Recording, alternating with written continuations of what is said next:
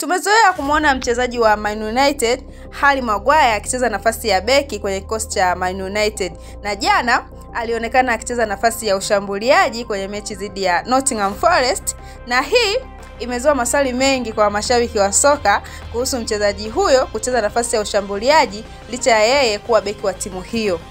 Lakini kocha wa Man United Amorim amewajibu kwa kusema hakuna shida kwa Harry Maguire kucheza nafasi ya mbele licha ya yeye kuwa beki, kwa sababu mchezaji yoyote anapokuwa katika boksi la mpinzani anahesabika kama mshambuliaji. Maguire aliingia dakika ya 88 ya mchezo kuchukua nafasi ya Yoro baada ya Man United kupokea kichapo cha goli 1-0 kutoka kwa Nottingham Forest jana kwenye mchezo wa EPL kupitia kwa Anthony Elanga kipindi cha kwanza dhidi ya timu yake hiyo ya zamani.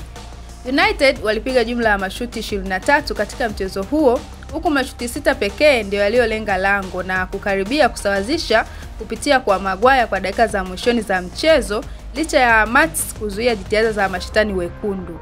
Kwa kiwango alichokionyesha jana Harry Maguire, je, unahisi ni nafasi gani inamfaa sana kati ya beki au ushambuliaji? Dondosha komenti yako hapo kwenye ukurasa wetu wa Instagram stenitv_tz.